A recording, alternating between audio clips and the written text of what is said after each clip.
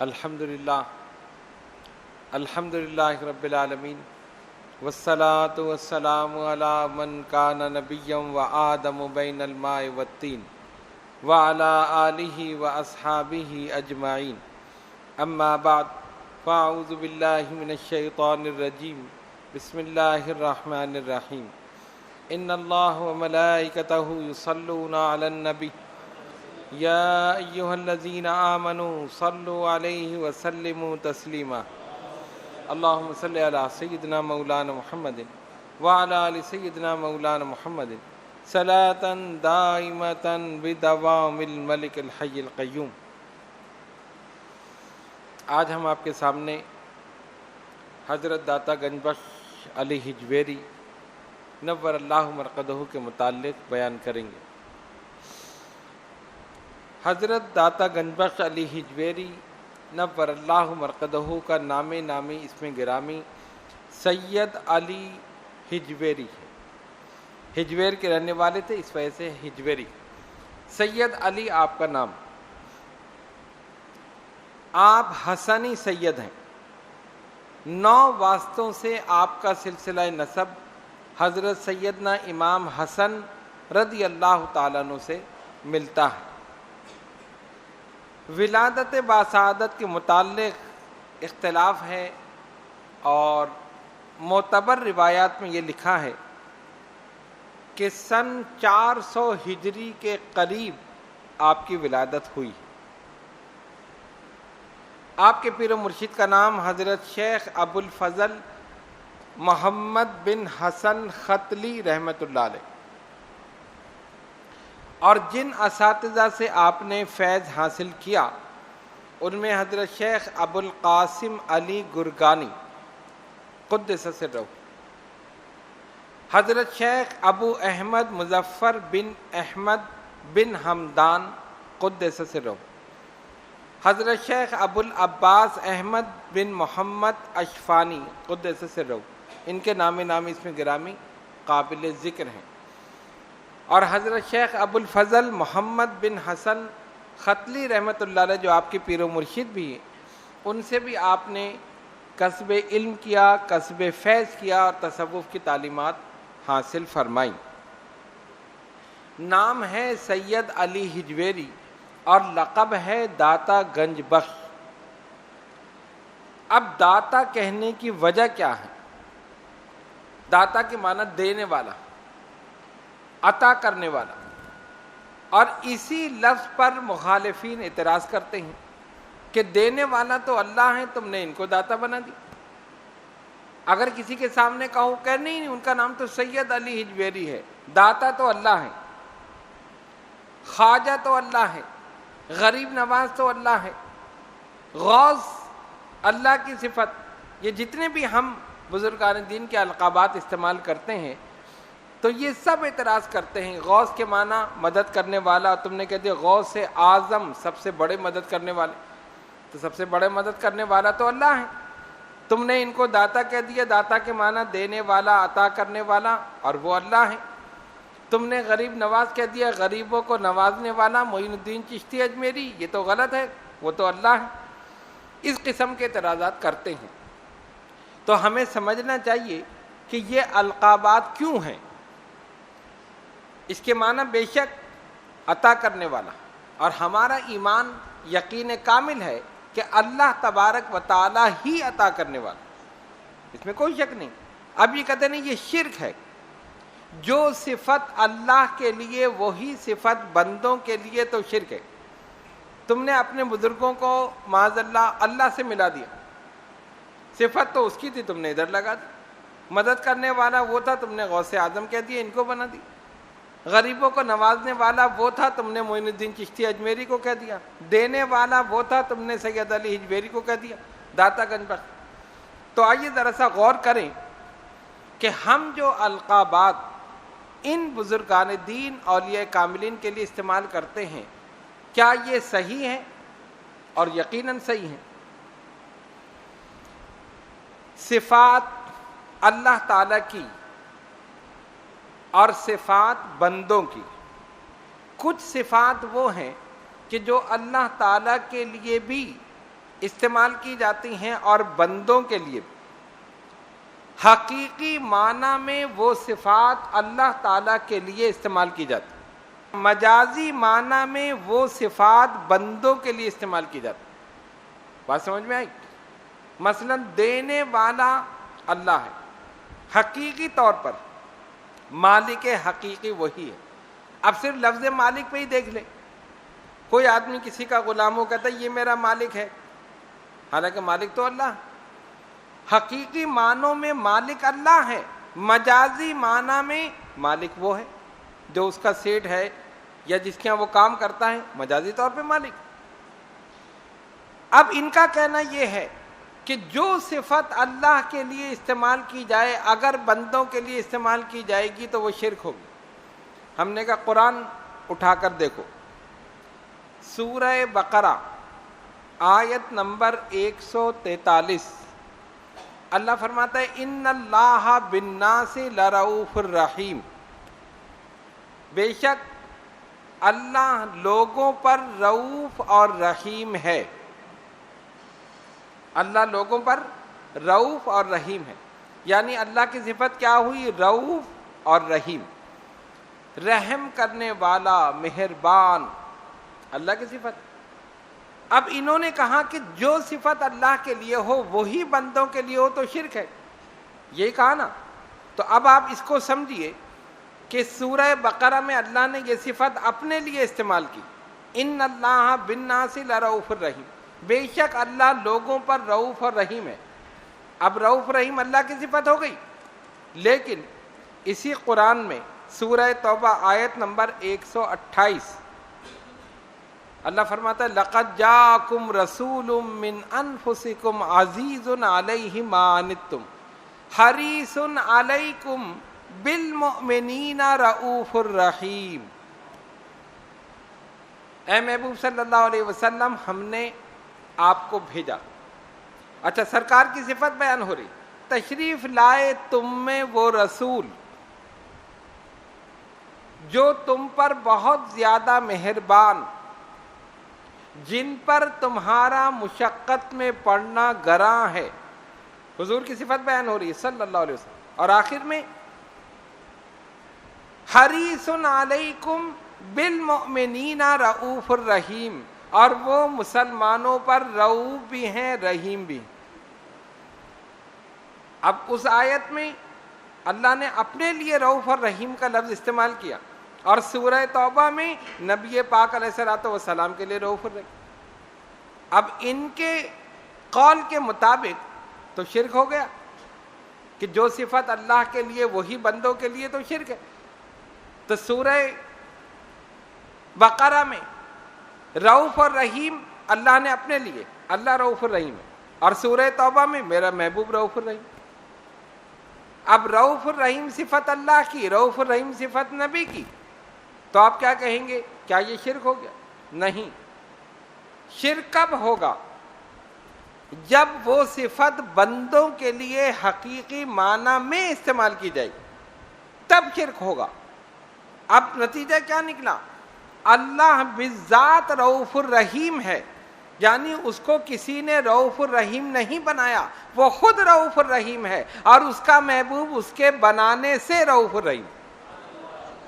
بات سمجھ میں آ گئی نا؟ نبی پاک علیہ الصلوۃ والسلام جو رؤوف الرحیم ہیں اللہ کے بنانے سے ہیں، اور اللہ تعالیٰ اس کو کسی کے بنانے کی ضرورت نہیں، وہ بالذات رؤوف الرحیم۔ اسی طرح اب یہ تو اعتراض خالی اسی پہ کرتے نا کہ داتا اللہ ہے، تم نے ان کو بنا دیا، غریب نواز اللہ ہے، تم نے ان کو بنا دیا، غوث اللہ ہے، تم نے شیخ عبد القادر جیلانی کو بنا دیا۔ ہم نے کہا اچھا ایک لفظ ایسا ہے جو ہم بھی استعمال کرتے ہیں، تم بھی کرتے ہو، بزرگوں کے لیے تو ہم کرتے ہیں نا۔ حضرت عثمان غنی رضی اللہ تعالیٰ عنہ، یہ لوگ بھی کرتے ہیں نا، جب ان کی یوم شہادت یا کوئی محفل یا جو بھی ہوتی ہے تو کیا کہتے ہیں؟ حضرت عثمان غنی، یعنی غنی کا لفظ حضرت عثمان کے نام کے ساتھ لازم ہو گیا۔ اتنی سخاوت کی کہ نام کے جز ہی بن گیا۔ جب بھی نام آئے گا حضرت عثمان غنی رضی اللہ تعالیٰ. اور یہ لفظ ایسا ہے جو ہم بھی استعمال کرتے ہیں، وہ بھی کرتے ہیں. حالانکہ بزرگوں کے لیے تو وہ کرتے ہی نہیں، بزرگوں کو مانتے ہی نہیں، ہم مانتے ہیں. ہم خواجہ، داتا، غوث اعظم، مجدد الفسانی یہ ہم استعمال کرتے ہیں، وہ نہیں کرتے. ہم نے کہا چلو ان الفاظ کو چھوڑ دو، ایک لفظ لے لو جو ہم دونوں میں مشترک. حضرت عثمان رضی اللہ تعالیٰ عنہ کی صفت کیا؟ غنی. اب یہ کہتے ہیں جو صفت اللہ کی بندوں کے لیے استعمال کرو تو کیا ہوگا؟ شرک. ہم نے کہا قرآن اٹھا کر دیکھو، سورہ محمد آیت نمبر 38 اور پارہ نمبر 26. اللہ فرماتا ہے واللہ غنی وانتم الفقراء. اللہ غنی ہے اور تم فقیر ہو. اللہ غنی ہے اور تم فقیر ہو، قرآن کہہ رہا ہے. تو قرآن نے تو غنی کی صفت اللہ کے لیے استعمال کی اور تم نے حضرت عثمان کے ساتھ لگا دی، تو شرک ہو گیا. بات سمجھ میں آئی؟ کہتے ہیں جو صفت اللہ کے لیے وہ بندوں کے لیے. تو چلو بزرگوں کی تو ہم استعمال کرتے ہیں نا، تم نہیں کرتے، یہ تو تم بھی کرتے ہو. دوسری آیت سورہ فاطر آیت نمبر 15 یا ایھا الناس انتم الفقراء الی اللہ واللہ ھو الغنی الحمید. اے لوگوں تم سب اللہ کے فقیر ہو اور اللہ غنی اور حمید ہے. یہاں بھی اللہ تعالیٰ نے اپنے لیے غنی کی صفت استعمال کی. تو قرآن تو غنی کی صفت اللہ کے لیے استعمال کر رہا ہے اور تم غنی کی صفت حضرت عثمان کے لیے استعمال کر رہے ہو، پھر تو تم بھی مشرک ہو گئے. پتہ یہ چلا کہ جو صفت اللہ کے لیے استعمال کی جائے وہی صفت بندوں کے لیے استعمال کی جائے تو اس میں شرک تب ہوگا جب حقیقی معنی میں استعمال کی جائے. اللہ غنی ہے، بلا شبہ غنی ہے، لیکن اس کو کسی نے غنی بنایا نہیں، معاذ اللہ، وہ خود غنی ہے. اور حضرت عثمان رضی اللہ تعالیٰ عنہ اللہ کے غنی بنانے سے غنی ہے. اللہ نے ان کو مال دیا، انہوں نے سخاوت کی، غنی لقب ہو گئے. بات سمجھ میں آ گئی نا؟ تو یہ سب بے بنیاد اور لا یعنی باتیں جن کا کوئی معنی نہیں، جن کی کوئی اصل نہیں. یہ صفت اللہ کے لیے، وہی تم نے بندوں کے لیے، بھائی مجازی طور پر بندوں کے لیے استعمال کی جاتی ہے. آدمی کہتا ہے یہ میرا مالک ہے، آپ اس کو پکڑ لیں، تم نے تو شرک کیا، مالک تو اللہ ہے، یہ کہاں سے تمہارا مالک ہو گیا؟ غنی تو اللہ ہے، حضرت عثمان کے ساتھ کیوں لگا دیا؟ تو پتہ یہ چلا کہ داتا کا لقب حضرت سید علی حجویری نور اللہ مرقدہ کے لیے جو استعمال کیا جاتا ہے مجازی معنی میں استعمال کیا جاتا ہے. جتنے بزرگان دین اولیاء کاملین ہیں ان کے ساتھ جتنے بھی القابات ہیں سب مجازی طور پر ہیں. مالک حقیقی وہی ہے، رازق حقیقی وہی ہے، خالق حقیقی وہی ہے، مستعان حقیقی وہی ہے، سب کو دینے والا وہی ہے. لیکن اس کی عطا سے یہ بزرگان دین بھی دیتے ہیں، اس کی عطا سے یہ بزرگان دین بھی مدد کرتے ہیں، اس کی عطا سے یہ بزرگان دین بھی تصرف فرماتے ہیں. تو اس میں کوئی شرک کی بات نہیں، ٹھیک ہے نا؟ حضرت داتا گنج بخش علی حجویری نور اللہ مرقدہ اپنے زمانے کے جلیل القدر بزرگ، آپ کے پیر و مرشد حضرت شیخ ابو الفضل محمد بن حسن ختلی رحمت اللہ تعالی علیہ ان کی بارگاہ میں حاضر ہوئے. فرمایا علی حجویری لاہور چلے جاؤ، وہاں جا کر دین کا کام کرو، تبلیغ کرو. داتا صاحب فرماتے میں نے دل میں سوچا کہ لاہور میں تو میرے پیر بھائی حضرت شیخ حسن زنجانی رحمت اللہ علیہ موجود ہے، تو جب وہ موجود ہیں تو پھر میرے جانے کی کیا ضرورت؟ دل میں خیال آیا. بزرگان دین کا طریقہ یہ رہا کہ انہوں نے مختلف مقامات پر اپنے مریدین کو خلافت عطا کر کے بھیج دیا، خلیفہ اپنا نائب بنا کر بھیجا، اور ان بزرگان دین اولیاء کاملین نے ان مقامات پر بیٹھ کر اپنے علم اور روحانیت کے ذریعے دین کی تبلیغ کا فریضہ انجام دیا. اب دل میں خیال آیا، لیکن سوچا پیر و مرشد کا حکم ہے، چلے جانا چاہیے، روانہ ہو گئے۔ سفر کرتے رہے، رات میں لاہور پہنچے۔ اس زمانے میں شہروں کے دروازے ہوا کرتے تھے، فصیلیں ہوا کرتی تھیں، دیواریں ہوا کرتی تھیں۔ آج کل تو ہوتی نہیں نا، چھوٹے چھوٹے شہر تھے تو اس کے گرد دیوار ہوتی تھی اور اس کا باقاعدہ دروازہ ہوتا تھا، اور رات میں شہروں کے دروازے بند کر دیے جاتے تھے، اور جب صبح ہوتی تھی تو دروازے کھولے جاتے تھے، پھر آمد و رفت شروع ہو جاتی۔ حضرت سید علی ہجویری المعروف داتا گنج بخش رحمۃ اللہ علیہ رات میں لاہور پہنچے تو دروازہ بند۔ آپ نے باہر ہی قیام کیا، رات گزاری کہ صبح دروازہ کھلے گا تو میں شہر میں داخل ہو جاؤں۔ جیسے ہی دروازہ کھلا تو دروازے سے ایک جنازہ باہر آ رہا تھا۔ انہوں نے پوچھا کس کا جنازہ؟ لوگوں نے بتایا حضرت شیخ حسین زنجانی رحمۃ اللہ علیہ۔ تب پیر و مرشد کے ارشاد کی حکمت سمجھ میں آئی کہ ان کو علم ہو گیا تھا کہ ادھر انتقال ہو گیا ہے، فوراً تقرر کرنا ہے، علی ہجویری تم روانہ ہو جاؤ۔ ان کا جنازہ باہر آیا، داتا صاحب اندر داخل ہوئے۔ لاہور ولی سے خالی نہیں رہا، ایک ولی گیا دوسرا ولی آ گیا۔ یہ ہے بزرگان دین کی حکمت، ان کے ارشادات اور تعلیمات کی حکمت۔ بعض دفعہ ایسا ہوتا ہے کہ شیخ کسی بات کا حکم دیتا ہے اور دل میں یہ خیال آتا ہے کہ نہیں یہ صحیح نہیں ہوتا ہے، انہوں نے کہہ دیا لیکن صحیح نہیں لگ رہا، شیطان وسوسے ڈالتا۔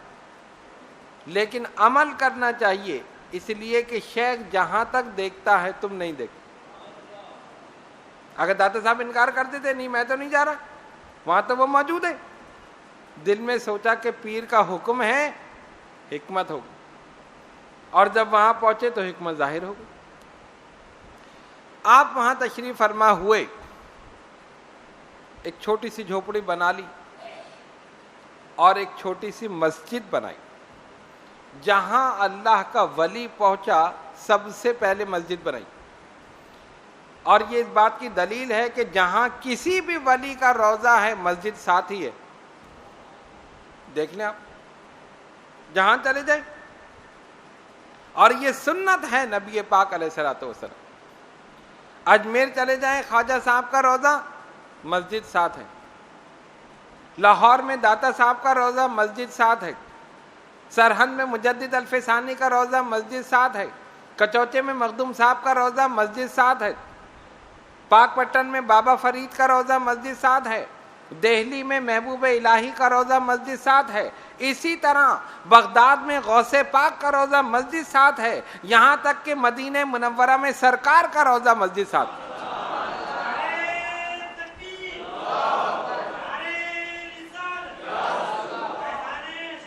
اسی سنت پر عمل کرتے ہوئے ان بزرگان دین اولیاء کاملین نے سب سے پہلے خانقاہ کے ساتھ مسجد کی بنیاد رکھی۔ جہاں بھی خانقاہ ہے، مزار ہے، مسجد ساتھ ہی ہے۔ پتہ چل جائے کہ یہ عبادت کی جگہ ہے، یہاں اللہ کی عبادت کی جائے گی اور یہاں ولی سے فیض لیا جائے گا، دونوں ساتھ ساتھ۔ مسجد بنا دی، علماء نے اعتراض کر دیا، مسجد قبلے سے پھری ہوئی، یہ جو فقیر آ کے بیٹھا ہے اس نے مسجد بنائی، قبلہ کی سمت نہیں، قبلہ ادھر ہے مسجد ادھر ہے۔ بات آپ تک پہنچ گئی تھی۔ فرمایا جو اعتراض کرتے ہیں ان سے کہنا علی ہجویری کے پیچھے نماز پڑھیں۔ سب کے سب جمع ہو گئے۔ داتا گنج بخش علی ہجویری رحمت اللہ علیہ نے نماز پڑھائی، سارے علماء آپ کی اقتداء میں نماز پڑھ رہے۔ نماز پڑھا کے اشارہ کیا سامنے دیکھو، دیکھا تو بیت اللہ نظر آ رہا، سارے حجابات ہٹا دیے اور جتنے اعتراض کرنے والے تھے سب کے سب قدموں پہ گر گئے۔ فرمایا دیکھ لو قبلہ رخ ہے یا قبلے سے پھری ہوئی ہے؟ حضور قبلہ رخ، اسی وقت دکھا دی۔ یہ ہے داتا صاحب کی شان۔ اپنے حجرے میں تشریف فرما ہے، دیکھا کہ ایک عورت دودھ لے کے جا رہی، مائی دودھ ہمیں دو گی؟ کہا نہیں۔ کیوں؟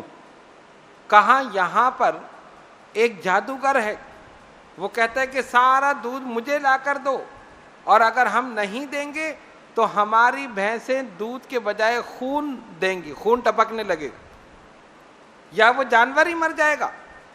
ہم تو ڈرتے ہیں اگر ہم اس کو دودھ نہیں پہنچائیں گے تو تھنوں سے دودھ کے بجائے خون نکلے گا، اور یہ ہو چکا ہے۔ فرمایا دودھ یہاں رکھ دو، کچھ نہیں ہوگا۔ یہ کیسے ہو سکتا ہے؟ کہا دیکھ لو۔ اس نے دودھ رکھ دیا، چلی گئی، وہاں جا کر دیکھا تو دودھ ہی نکل رہا۔ ایک اور کو پتہ چلا، دوسرے کو، تیسرے کو، پورے شہر کو پتہ چل گیا، سب نے دودھ وہیں پہنچانا شروع کر دیا۔ ادھر اس کے بعد دودھ نہیں پہنچا، اس کو غصہ آیا، ان لوگوں کی جرت، میں نے منگایا اور دودھ نہیں پہنچا۔ اس نے پڑھ کے اپنا عمل کیا، وہاں کچھ بھی نہیں ہوا، کسی کی بھینس نے دودھ کے بجائے خون نہیں دیا، دودھ ہی نکلتا رہا۔ مقابلے کی کوشش کی لیکن ناکام ہوا، اور قدموں پہ گر کر مسلمان ہوا، اور پھر فیض بھی حاصل کیا۔ آپ نے کوئی اشتہار نہیں لگایا، کوئی اعلان نہیں کیا، خاموشی سے جا کر راوی کے اس پار آ کر بیٹھ گئے، مخلوق خدا خود بخود وہاں پہنچ گئی۔ لاہور کو اپنا مسکن بنایا، اور ایسا بنایا اور ایسی رونق قائم کی کہ آج وصال مبارک کو 900 سال سے زائد عرصہ ہو چکا ہے، آج بھی رونق لگی ہوئی۔ اور وہاں ایک بادشاہ کا مزار ہے جس کا نام ہے جہانگیر، بیچ میں دریا ہے، دریائے راوی، ادھر ایک بادشاہ کا مزار ہے، ادھر ایک بادشاہ کا مزار، ادھر وہ بادشاہ ہیں جو دنیاوی بادشاہ ہے، اور ادھر وہ بادشاہ ہے جو طریقت کا بادشاہ، جو روحانیت کا شہنشاہ۔ دونوں میں فرق دیکھ لو۔ اس بادشاہ کے مزار پہ بھی لوگ جاتے ہیں لیکن سیر و تفریح کے لیے، کسی کو ہاتھ اٹھا کر 2 آیت پڑھ کے ایصال ثواب کرنے کی توفیق نہیں۔ جہانگیر کے مقبرے پر سیر و تفریح کے لیے جاتے، بہت سے تو مزار کے پاس بچے کو بٹھا دیتے ہیں، کھلا رہے ہیں، پلا رہے ہیں۔ یہ اس بادشاہ کا حال ہے۔ اور آؤ راوی کے اس پار دیکھو، شہنشاہ طریقت وہاں موجود ہے، روحانیت کا بادشاہ موجود ہے، جہاں 24 گھنٹے قرآن کی تلاوت ہو رہی۔ رات کے کسی حصے میں آپ چلے جائیں، جتنے مزارات ہیں رات میں بند ہو جاتے ہیں، داتا کا دربار کھلا رہتا، کبھی بند ہی نہیں ہوا۔ اور جب آپ پہنچ جائیں، دن میں پہنچ جائیں، رات کے کسی حصے میں پہنچ جائیں، ان کے سرانے کی جانب 2 یا 3 آدمی بیٹھے تلاوت قرآن کر رہے ہیں۔ ایسی اللہ کی عبادت کی، ایسی ریاضت کی کہ اللہ نے وہ مقام عطا فرما دیا کہ جو وہاں پر جاتا ہے قلبی سکون محسوس کرتا، اطمینان محسوس کرتا۔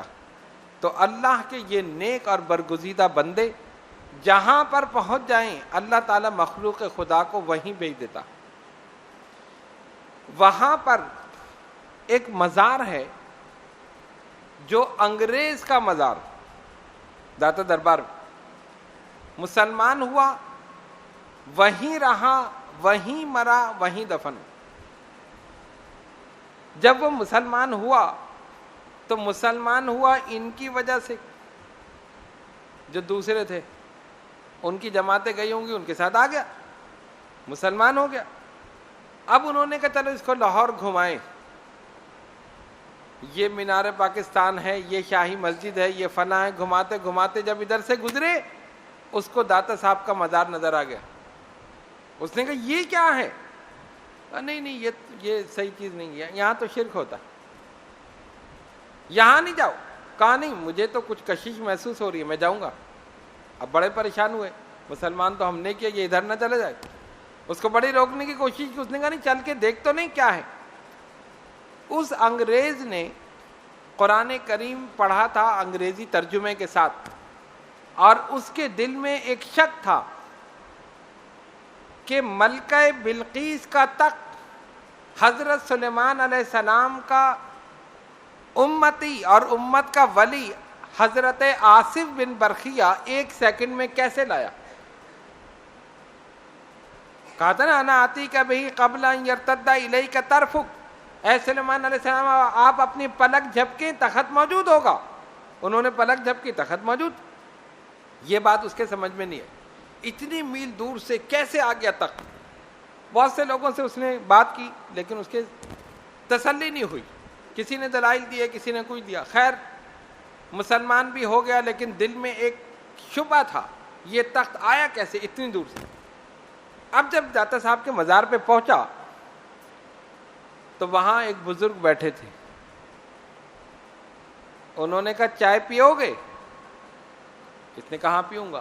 انہوں نے ایسے ہاتھ بڑھایا اور چائے کی پیالی ہاتھ میں آ گئی، اس کے سامنے رکھ دی۔ جیسے ہی اس نے پیالی کو دیکھا بے ہوش ہو گئے۔ انہوں نے کہا کیا ہو گیا، اس کو پتہ نہیں۔ خیر اس کو پانی وانی ڈالا، ہوش میں لائے، ہوا کیا؟ کہا میرا مسئلہ حل ہو گیا۔ کیسے؟ کہا یہ پیالی امریکہ میں میرے گھر میں ہے، یہاں کیسے آئی؟ بزرگ نے بتا دیا جس طرح ہاتھ بڑھا کے ہم پیالی لا سکتے ہیں، سلیمان علیہ السلام کا امتی تخت بھی لا سکتا ہے۔ وہ تو ان کا امتی ہے، یہ رسول صلی اللہ علیہ وسلم کا امتی۔ قائل ہو گیا اور اس کے بعد وہیں رہا، ساری زندگی وہیں رہا اور اس کا مزار بھی وہیں بنا۔ یہ ہے ولیوں کی شان۔ لوگ زندگی میں مسلمان کرتے ہیں، یہ وصال کے بعد بھی مسلمان کرتے ہیں۔ زندگی میں کتنے ہزاروں لاکھوں مسلمان کیے اور وصال کے بعد بھی کرامت دکھا کر مسلمان کر دیا۔ پتہ یہ چلا کہ اللہ کے یہ نیک اور برگزیدہ بندے جب اللہ کی عبادت، ریاضت، تقوی، پرہیزگاری یہ سب اختیار کرتے ہیں اور خلوص دل کے ساتھ اللہ کی عبادت کرتے ہیں، اللہ تعالیٰ ان کی محبت لوگوں کے دلوں میں پیدا فرماتے۔ تو حضرت داتا گنج بخش رحمۃ اللہ علیہ نے تبلیغ دین فرمائی، ساری زندگی ہزاروں لاکھوں انسانوں کو سیدھا راستہ دکھایا اور آج تک دکھا رہے۔ آج بھی مزار مبارک پر پہنچ جاؤ تو وہی سکون ہے، وہی اطمینان ہے۔ پھٹکے ہوئے لوگ، بے چین بے قرار لوگ وہاں پر پہنچتے اور ان کے مزارات پر جانے سے روکنے کے لیے دہشت گردوں نے دھماکہ بھی کیا۔ دھماکہ ہوا نا 4-5 سال پہلے یا اس سے زیادہ پہلے دھماکہ ہوا، اور دھماکہ کرنے والے یہ سوچ رہے تھے کہ لوگ اب داتا کے مزار پہ نہیں جائیں گے، اور کیا جمعرات کو کہ جمعرات کو سب سے زیادہ رش۔ لیکن دیکھنے والوں نے دیکھا کہ ایک دن پہلے دھماکہ ہوا اور دوسرے دن یعنی جمعے کے دن داتا کی مسجد میں دربار میں تل دھرنے کو جگہ نہیں، اتنی مخلوق پہنچی وہاں پر۔ کیوں؟ بھیجنے والا اللہ ہے تو یہ روکنے والے کیسے؟ یہ روک رہے ہیں، وہ بھیج رہا ہے، بھیجنے والا روکنے والوں سے زبردست۔ اللہ تبارک و تعالی ہم سب کو ان کے روحانی فیض و برکات سے مستفید فرمائے، ان کے نقش قدم پر چلنے کی توفیق عطا فرمائے، ان کی سچی محبت ہمارے دلوں میں پیدا فرمائے، نبی پاک علیہ الصلوۃ والسلام کی سچی محبت ہمارے دلوں میں پیدا فرمائے، اسی محبت میں زندہ رہیں اور اسی محبت میں موت عطا فرمائے۔ وآخر دعوانا الحمد للہ رب العالمین۔